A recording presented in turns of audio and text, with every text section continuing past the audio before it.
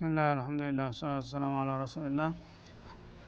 ክቡራን ተመልካችና አዳማጮቻችን አላህ ሱብሓነሁ ወተዓላ እንግዲህ በተለያየ ጊዜ የተለያዩ ህዝቦችን ወደ ፍቃዱ ወደ ተውሂድ ጠርቷቸው ባለመቀበልና ነብያትን ባለመተባበራቸው አኺራው እንዳለ ሆኖ በዚሁ በዱንያ ላይ የተለያየ መቅሰፍት እንዳጋጠማቸውና ተምድርገት እንደጠፉ እየነገረ ነው ያለው።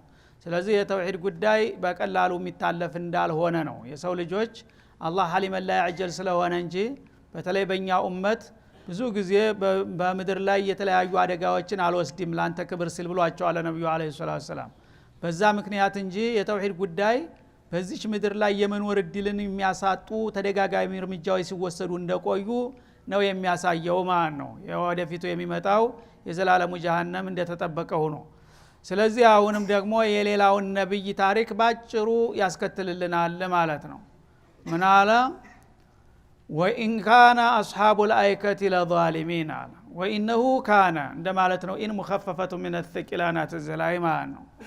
እንደገና ደግሞ የጫካው ባለቤት በመባል በሚታወቁትም ህዝቦች እነሱም ተቀዳሚዎቹ ያላነሱ ምናልባትም የባሱ ጠማማዎች ነበሩ፣ ግፈኞች ነበሩ ይላል።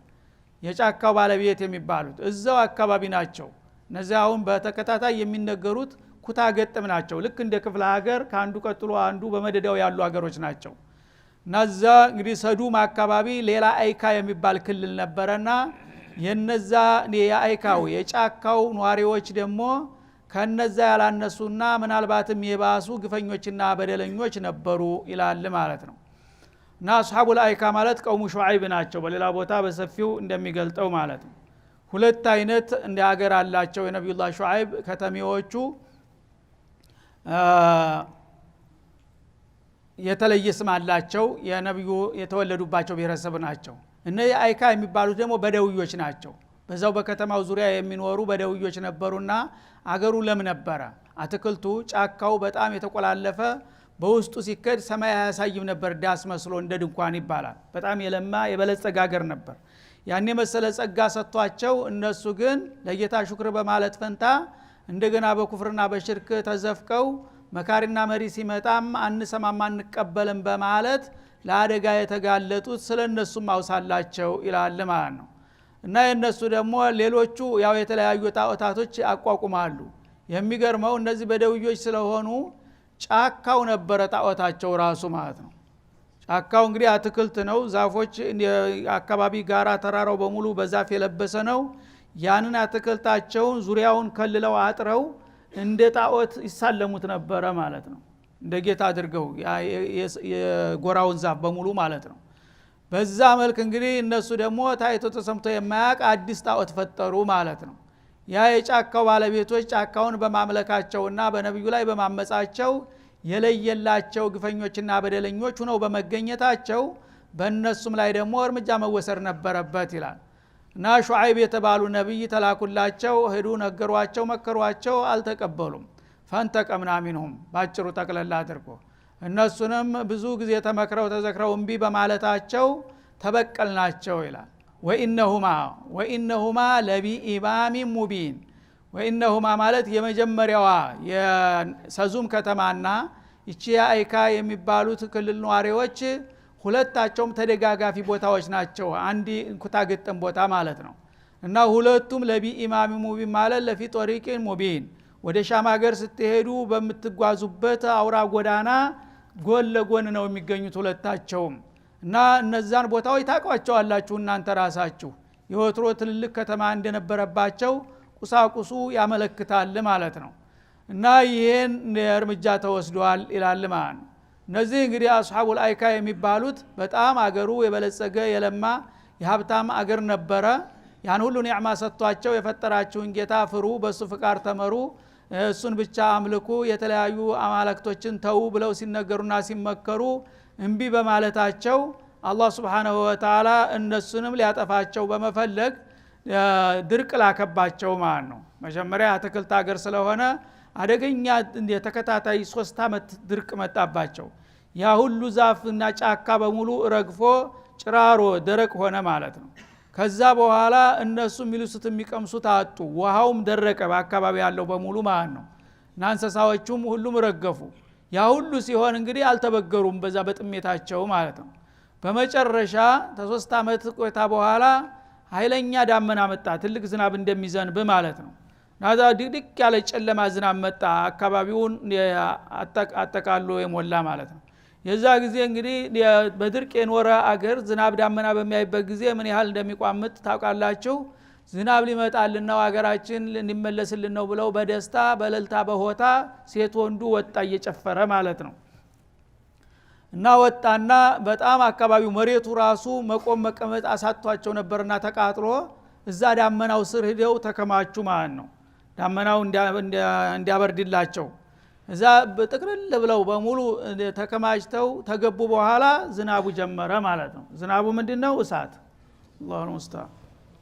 እሳት ዘነበ እንዳለ አመድ ሆኖ አንድ እንኳን ሰው ሳይወጣ ማለት ነው። ይሄ ደግሞ ልዩ እርምጃ ሆነ ማለት ነው።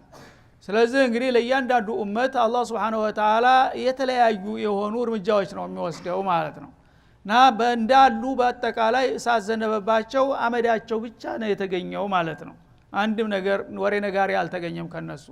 በዛ መልክ ተበቀልናቸው ይላል አላህ Subhanahu Wa Ta'ala። እና አንተቀምና ሚንሁም ሌላው ቦታ ላይ በዝርዝር ይናገራል እንዴት እንዳደረገ ምን እንደተባሉ ቃለ ምልልስ ሁሉ አላቸው እንደሌላው ማለት ነው። አሁን ግን ባጭሩ ጠቅልል አድርጎ እነሱንም ተገቢ ዋጋቸውን በመስጠት ተበቀልናቸው። ከፈለጋችሁ ክልሉን ሄዳችሁ ለምትጎበኙ የሰዙምም ከተማ የነሱም አንድ አካባቢ ባውራ ጎዳናው ዳር ይገኛሉ ወደ ሻም ሀገር ስትሄዱና ሄዳችሁ ማረጋገጥ የምትፈልጉ ይላል ማለት ነው። ከዛ ወደ ሶስተኛው በመሻገር ወለቀድ ከዘበ አስሐቡል ሂጅር المرسلين የሂጅር ነዋሪዎች ደግሞ እንደዚሁ መልእክተኞቻችንን በጊዜያቸው አስተባበሉ ይላል። እና ሂጅር ማለት ሰሙድ የሚላቸው ናቸው በሌላው ቦታ ማለት ነው። ነብዩላህ ሷሊህ የተላኩላቸው የግመሏ ባለቤቶች ማለት ነው። እና ሂጅሮችም እዛው አካባቢ ናቸው። እነዚህ ሶስቶቹ በጣም ተደጋጋፊ ናቸው። ወደ መዲና ይቀርባሉ እነዚህ ዋዲል ቁራ የሚባለው ቦታ ማለት ነው። እነሱም ደግሞ በጣም በጊዜው የበለጸጉና ጉልበተኞች መሐንዲሶች አዋቂዎች ብልሆችም ነበሩ። ጋራ ተራራዎችን እየቦረቦሩ የምድር ቤት እየሰሩ በሜዳማው ቦታ ደግሞ ልማት እያደረጉ በጣም የበለጸጉ የናጠጡ ነበሩ ማለት ነው። እነሱም ነብዩላህ ሷሊህ መተው ሲላኩላቸውና ወደ ጌታ ፍቃድ ሲጠሯቸው አንተ ከማን በልጠህና ተሽለህ ነው ዘወር በልባክህ የወትሮ ሰዎች ጅሎች ዜማ አታላዝን በማለት ወረፏቸው ማለት ነው። ወአተይናሁም አያቲና እነሱንም አላህ ነብዩን አለይሂ ሰላቱ ወሰላም መርጦ የላከላቸው መሆኑን የሚያረጋግጡ ምልክቶችና ታምሮች ሰጠናቸው ይላል። የተለያዩ ሙዕጂዛዎች ከታምሮችም የታወቀው የግመሏ ጉዳይ ነው ማለት ነው። እና መጀመሪያ የአላህ ነብይ ነኝ እናንተ እንደ ጎረቤት ሀገር ትጠፋላችሁ እንደ ቀውሙ ሉጥ እንደ ቀውሙ ሹዓይብ ትሆናላችሁ ባካችሁ ወገኖች እንዳትጠፉ ወደ አላህ ተመለሱ የተለያዩ አማልክቶችን ተውና ለአንድ ፈጣሪ ጌታችሁ ብቻ ተገዥና ታዛዥ ሁኑ ለኔም ተባበሩኝ ብለው ሲለምኗቸው ዞር በልባካ አንተ ተማን በልጠህ ነው የገሌ ልጅ አይደለህም እንደ እያሉ ይሳለቁባቸው ጀመር ማለት ነው። እኔ የገሌ ልጅ መሆኔን አላጣሁትም እንስትትነግሩኝም አልጠብቅም ግን አላህ የፈለገውን ይመርጣልና ጌታ ስለላከኝ ነው ሲሏቸው ጌታ አንተን መርጦ ስለላከ ምን ማረጋገጫ አለህ አሏቸው። ይሄስ በሚሏቸው ጊዜ ምን እንዲያረግ ትፈልጋላችሁ ምን ማረጋገጫ ባደርግላችሁ ትፈልጋላችሁ ብለው ጥያቄውን ወደ እነሱ መለሱ። የዛ ጊዜ በደውዮች ስለሆኑ ሰው በሚያውቀው ደረጃ ነውና የሚያምነው ስለ ግመል ነው የሚያውቁት እነሱ። እና ተኛ ግመሎች ለየት ያለች ግዙፍ የሆነ ግመል ትምጣልህ በአደባባይ እና የዛ ጊዜ መመረጥህን እናውቃለን እንስማማለን አሉ ማለት ነው። አይሆንም መስሏቸው እንግዲህ ሙሐል ነገር ነው። ትልቅ ጋራ አለ ፊት ለፊታቸው እንደዚህ እያሳዩ ከዚህ ከጋራ ተከፍቶ አይናችን እያየ ከኛ ግመሎች በጣም የላቀች ግዙፍ የሆነች ግመል ትውጣልህ በአደባባይ የዛ ጊዜ እናምንልሃለን አሏቸው ማለት ነው። ያኔ አላህም Subhanahu Wa Ta'ala አስቦት ስለነበረ መጀመሪያ የነሱ ጥያቄና የጌታ ውሳኔ ተስማማ። ወዳውኑ ግመሏ ትወጣለች ጠብቁ አላቸው። ሁላቸውም ተሰምረው አይናቸውን አፍጠው እየጠበቁ እያሉ ጋራው ማራዘን ጀመሩ። ምጥ እንደተያዘ እንስሳ ማለት ነው መጮህ ጀመረ። የዛ ጊዜ ሁሉም እንደ አይኑን አፍጦ ሲመለከት ተገመሰ ጋራው እንደዚህ ቅድዳ አይናቸው እያየ ማለት ነው። ለቀ ግመሏ አይናቸው እያየ ወጣች። ልክ ሰማይ የነካች ትመስላለች ቁመቷ ግዝፈቷ ታይታ የማትታወቅ ልዩ ግመል ሆነ ማለት ነው። በዛ መልክ እንግዲህ ያንን ታምር የማያዳግም የሆነ ታምር አሳየናቸው ወዳውኑ ይላል።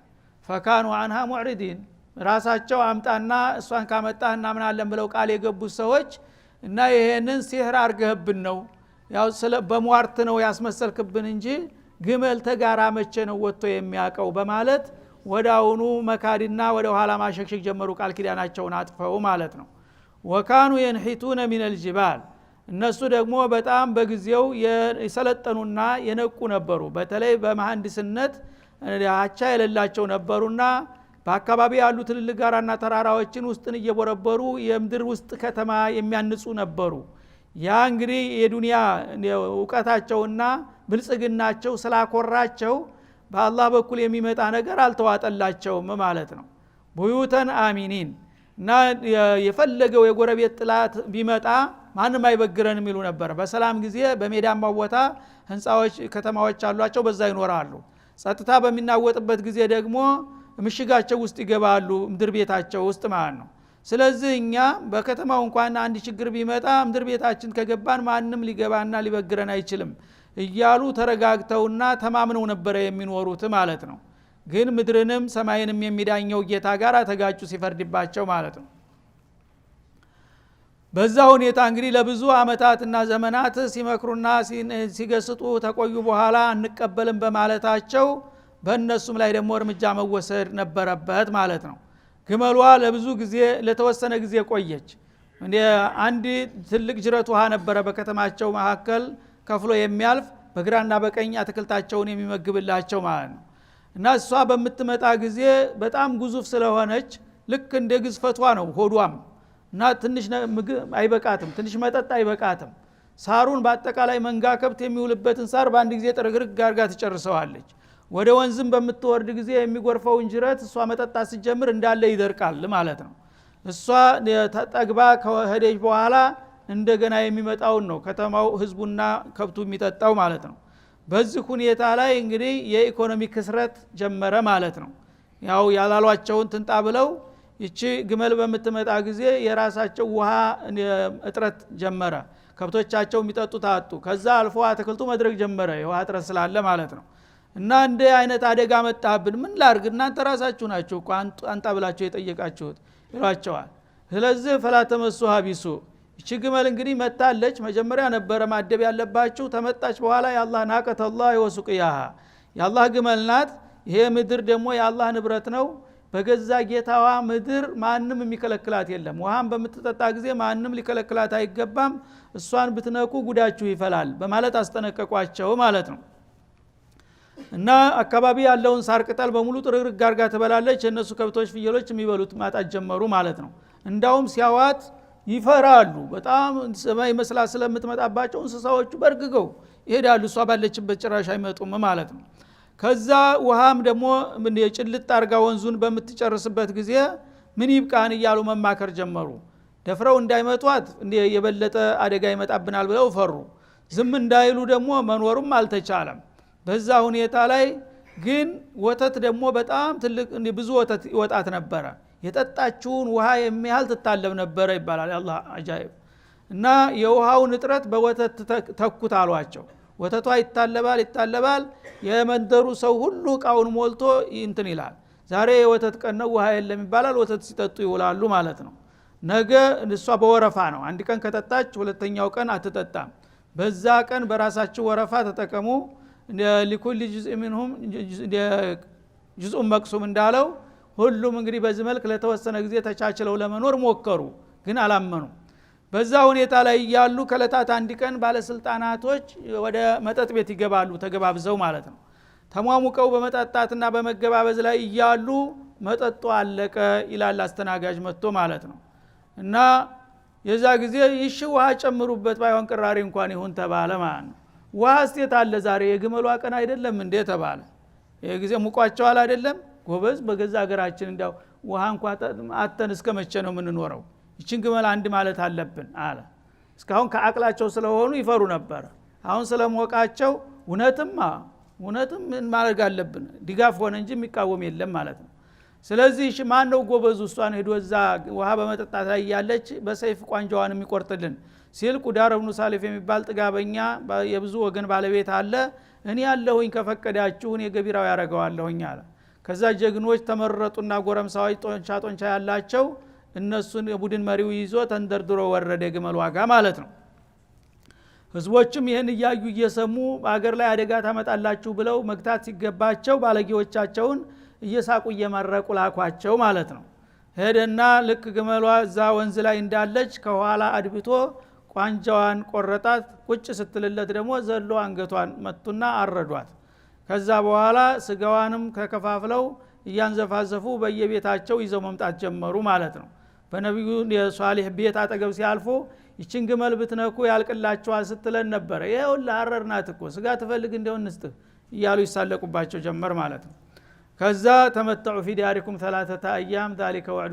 غير مكذوب እኔ እንኳን ስጋ አልፈልግም አሉ ግን እናንተ ይሄንን ስጋችሁን ሳጨርሱ እንዳታልቁ ቶልቶሎ ብሉ ተደሰቱ ያለቻችሁ 3 ቀን ብቻ ናት አሏቸው ማለት ነው 3 ቀን ድረስ ብሉ ጠጡ ተደሰቱ ጨፍሩ ከ3 ቀን በኋላ በምንም አይነት እናንተ ምድር ላይ የመኖር እድል የላችሁም ሲሏቸው መጀመሪያ ይችን ግመል ብነኩ ወዮላችሁ ነበር የሚሉት ወዳው እንደገደሏት በዛችሁ ደቂቃ እንጠፋለን ብለው ይፈሩ ነበር አሁን 3 ቀን ቀጠሮ ተራዘመላቸው ማለት ነው አይ ጥሩ አስተያየት አድርገሃል አሁን 3 ቀን ታልክ ደግሞ ቆይተህ ሶርት ታረጋዋለ ከዛ ደግሞ ይቀራል ይረሳል አሉ ذلك وعد غير مكذوب አሉ ግደለም 3 ቀን ካለፈ ምላሴ ይቆረጣሉ አረጋግጦላቸዋል ግና ጌታ ማለት ነው ልክ ደግሞ ይሄ ለመሆኑ ማስረጃ ምልክት አላችሁ አሁን በዛሬው ዕለት ፊታችሁ ይወራል ታሞ እንደሰነበተ ሰው ቢጫ ይሆናል አሏቸው ነገ ደግሞ ይቀላል አሏቸው ተነገ ወዳ ክሰል ይመስላል ፊታችሁ ይሄ ምልክት ያዙ አሏቸው ወዳውን ወዲያው ስጋቸውን እየጠበሱ መብላት ሲጀምሩ ፊታቸው መቀየር ጀመረ አንተ ፊት ተቀየረብኝሳ ምን ሆንክ ይለዋል ጓደኛው ዝምበል ቡካታም ፈርተህ ነው ያ ውሸታም ያለው እያዩት እኮ ነው የድርቅናቸው ብዛት እየተቀየረ እያዩት ዝምበል ደሞ አንተ ደሞ እሱ ያለው እንትን መስሎ ተخيሎብህ ነው ይለዋል ነገ ደግሞ ደም መሰለ ጉበት መሰለ ከዛ የመጨረሻው ቀን ከሰል መሰለ ማለት ነው ይሄ ሁሉ ሲሆን እንግዲህ የሰው ልጅ አይበገርም አይመለስም ታቋሙ ሱብሃንአላህ የፈረደበት ሰው አያድርስ ነው ከዛ በይመልክ እንግዲህ እነሱ አይናቸው እያየ በመጨረሻ የመላእክት ጩኸት መጣ ማለት ነው ሶስተኛው ቀን እንዳለቀ እና መላእክታው በከተማ ላይ እንዳለ ሲለቀው ጩኸቱን ማገሪቱ ውጥንቅጧ ወጣ ማለት ነው ጋራው በፊት ለፊታቸው እየተናደ ይወርድ ጀመር ቤታቸው እንዳለ ሙሄዶ ሆነ ፈረሰ ማለት ነው የምድር ቤታቸው እንዳለ በዛው ላይ በአጠቃላይ እንግዲህ ውጥንቅጡ ወጣ ምኑ ይጨበጥ በዚህ መልኩ አላህ Subhanahu Wa Ta'ala ዋጋቸውን እንደሰጣቸው ነው የሚገልጸው ማለት ነው فآتيناهم آياتنا فكانوا عنها معرضين ወሳኝ የሆነ ምልክታችን ሰጠናቸው እነሱ ግን ተመጤፍ አልቆጠሩትም ቸላሉት وكانوا ينحتون من الجبال بيوتا آمنين ምክንያቱም እነሱ በሜዳ ላይ ብቻ ሳይሆን በጋራ ተራራዎችም ስር የምድር ቤት ሰረገላ ቤቶችን እየሰሩ ተማምነው ነበርና ማንም እንደማያጠቃቸው فأخذتهم الصيحة የመላእክቶቻችን ጩኸት ያዘቻቸው ሙስቢሂን በማልዳው ሰዓት ሁሉ ጊዜ በማልዳ ሰዓት ነው እርምጃው የሚወሰደው እና በዛ መልክ የነሱም ጉዳይ አለቀ ተስተናገደ ይላል فما اغنى عنهم ما كانوا يكسبون እና እነሱ ያድነናልና ይታደገናል ብለው ሲሰቡትና ሲሰበስቡት ሲያከማቹት የነበረው ኃይላቸውና ንብረታቸው ጉልበታቸው ምንም አልረዳቸውም እኔን ኃይል ማን ነው ሊገድብ የሚችለው ኢላላ አላህ Subhanahu Wa Ta'ala በእነሱ አስተሳሰብ እንግዲህ በፍጡር ደረጃ ማንም ኃይል መጥቶ ያጠቃናል ብለው አያስቡም ነበር ይኮሩ ነበር ይንቀባረሩ ነበር ማለት ነው ያ የተመኩበትና ያሰቡት መሳሪያቸው ጉልበታቸው ገንዘባቸው ምንም ነገር ሊፈይድ አልቻለም ሁላቸውም በአንድ ጊዜ ያለቀላቸው ይላል ማለት ነው ወማ خلقنا السماوات والارض ይላል ሰማያትንና ምድርን ወማ በይነሁማ በመካከላቸው ያሉትንም እልቆ መሳፍርት የሌላቸውን ፍጥረታቶች እኛ እኮ ካልነበሩ አላስገኘንም ኢላ ቢልሐቅ በእርግጥ ቢሆን እንጂ እንኳን አንድ የተወሰነ አካባቢ ርጋፊ ህዝቦችን ማጥፋት ቀርቶ ሰማይና ምድርን በላዩና በዙሪያ ያለ ፍጥረታትን በሙሉ ስንፈጥር ያቃተንና ያዳገተን ነገር የለም እኛ ካልን ምን የሚቸግር ነገር አለ ኢላላ አላህ Subhanahu Wa Ta'ala ወኢነ الساعه لآتيه فاصفح الصفح الجميل እና ይሄ እንግዲህ የሰው ልጆች እዚሁ ምናልባት ልብ ይገዙና ሁኔታቸውን ይገመግማሉ ተብሎ የተወሰዱ ንኡሳን የሆኑ እርምጃዎች ናቸው እነዚህ። የመጨረሻዋ ቀጠሮ ደግሞ ትመጣለች ወደፊት ይላል ቂያማ ቀን ማለት ነው። ይህች እንግዲህ ድራሾት ናት፣ ሙቀደማ ናት ማለት ነው። ያንዳንዱ አመፀኛ ህዝብ አላህ Subhanahu Wa Ta'ala እዚሁ ዱንያ ላይ የማያዳግም እርምጃ እየወሰደ ደብዛው እንዲጠፋ አድርጓል። ይሄ የቅጣታቸው መባቻ መጀመሪያ እንጂ መጨረሻ አይደለም። ዋነኛው ቅጣታቸው ወሳኟ ሰዓት ወደፊት ትመጣለች መልቂያማ። እሷ በምትመጣ ጊዜ ደግሞ እንደገና እንፋረዳቸዋለን ይላል አላህ Subhanahu Wa Ta'ala። ስለዚህ አንተንም ህዝቦች ንገራቸው የነሱ ታሪክ እንዳይደገምባቸው ልብ የሚገዙ ከሆነ እን ጊዜ ወደ መስመሩ ይመለሱ። እምቢ ካሉ ደግሞ አንተ አትበሳጭ። ፈስፈህ ሱፍሃል ጀሚል ለጊዜው ቀጠሮ እስከሚደርስ ድረስ እንዳላየህ እንዳልሰማህ ቢሰድቡ ቢዘልፉ ቢያጠቁህም ዝም ብለህ ይቅር ብለህ ለፋቸው። ቀጠሮ ሲደርስ እኔ የማረጋውን አውቃለሁኝ አለ ማለት ነው ለነብዩ መሐመድ አለይሂ ሰላም። እና እንዳለፉት እንግዲህ ከባድ እርምጃ አልተወሰደባቸውም መኮች። በመጠኑም ቢጠቁም በጦር ኃይል ቢሸነፉም እንደነዛኞቹ የተምድርገት ዘራቸው አልጠፋም ማለት ነው። ምክንያቱም ብዙ አማኞች ተገኝተዋልና ማለት ነው። የተረፉትም ሽንፈታቸውን አውቀው በመጨረሻው ሰዓት ተቀብለዋል። በዛ ምክንያት አላህ Subhanahu Wa Ta'ala ተነዛ ታለፉት የተሻለ እንደሚሆን ስላወቀ እንዳለፉት እንግዲያማ እንደነገርከው እነዚህንም ድምጥማጣቸውን አጥፋልኝ እንዳይሉ ፈስፈህ ሱፍሃል ጀሚል አለ። አንተ እንደነዛ አትጠብቅ። ያው ሱፍሃል ጀሚል ማለት ወቀሳ ከሰሳ የሌለበት እነሱ ቢያቀፉና ቢያከፉም እንኳን በትግስት ያዛቸው ለጊዜው። ያ ካስፈለገ ጊዜውን ጠብቆ ይመጣል። እስከዛው ድረስ ግን አንተ ረጋ ብለህ ያዛቸው አትጨክንባቸው ይላል። ያው ሊያልፋቸው ስለፈለገ ማለት ነው። ኢነ ረበከ ሁወል ኸላቁል ዓሊም እና ያንተ ጌታ ሁሉን ነገር ካልነበረ ያስገኘ የሆነ ጌታ ነው። ሁሉን ሚስጥር ደግሞ አብጠርጥሮ የሚያቅ ጌታ ነው። ስለዚህ እሱ ለሁሉም የሚበጀውን ያቃልና አላህ Subhanahu Wa Ta'ala የመረጠላቸውን ሊሰጣቸዋል። እስከዛው ድረስ አንተ ታገሳቸው ይላል ማለት ነው። እና እንግዲህ አላህ Subhanahu Wa Ta'ala እነዚህን ሁሉ ታሪኮች ባጭሩም ቢሆን የሚነግረን ምንድነው የተውሂድና የሽርክን ጉዳይ ታሪኩን እንድንገነዘብ ለማድረግ ነው ማለት ነው። የአላህ ረሱሎች የሚመጡት ለምንድነው? የአላህን ማንነትና ምንነት ለማስተዋወቅ ነው። ኻሊቀ ሰማዋት ወልአርድ አላህ ብቻ እስከሆነ ድረስ ፍጥረታት በሙሉ እሱን አውቀው ለሱ ብቻ አማኝና ታማኝ ተገዥና ታዛዥ መሆን አለባቸው። ከዛ ውጭ ከሆኑ ግን የአኺራው ጉዳይ ብቻ ሳይሆን ከፈለገ በዚህ በምድርም ላይ የተለያዩ አደጋዎች ሰለባ ሊሆኑ የሚችሉ መሆኑን በታሪክ መረጃ እያስደገፈ እነገሌ ለምንድነው የጠፉት? እነገሌ ለምንድነው እንደዚህ የሆኑት? ይሄንን ስራ ይሄን ጥፋት ስላጠፉ እኮ ነው። ስለዚህ አሁንም ያላችሁ ተረኞች ያንን ተመሳሳይ ጥፋት የምትደግሙ ከሆናችሁ እናንተም ደግሞ የነሱ ጣፈንታ ነው የሚደርሳችሁ ብሎ ለሰው ልጆች ባለፉት ታሪኮች ያሉትን ተረኞች ለመምከርና ለማስጠንቀቅ ለመግሰጥ ነው ማለት ነው። ስለዚህ ይሄንን የተገነዘበ ሁሉ ጊዜ እንግዲህ የተውሂድን ነገር በጣም ትኩረትና ክብደት ሊሰጠው ይገባል። ሽርክን ደግሞ ሊፈራው ሊጠነቀቀው ያሻል ማለት ነው። ሽርክ ቀላል ነገር አይደለም። አላህ Subhanahu Wa Ta'ala ተሚጠላው ሁሉ ነገር የሚጠላው እንደ ሽርክ ምንም ነገር የለም ማለት ነው። እና ሽርክን ቢሻው አይባልም ትንሽ እንኳን ብትሆን። ሌላ ወንጀሎችን አላህ Subhanahu Wa Ta'ala ከፈለገ عظيم الرحمن ነውና ቅድም እንዳለው ሊያልፋቸው ይችላል ቢሻው ብሎ ማለት ነው። በሽርክ ደረጃ ግን አንድ ሰው ከተወነጀለ በህይወት በጤንነቱ ያለ ተውባ ካላደረገ በስተቀር በአኺራ የመዳንና የመመለስ እድል አይኖረውም ማለት ነው። እና ይሄ ለሙሽሪኮች ርህራሄ አስተያየት የማያደርግ መሆኑን በተጨባጭ በታሪክ መረጃ እያስደገፈ ነው የሚነግረን ማለት ነው። እንደዚህ የተደረጉ ሰዎች ምን አጥፍተው ነው ከተባለ በኻሊቃቸው ሌላ የማይጠቅሙ የማይሰሙ ነገሮችን ስላመለኩ ነው።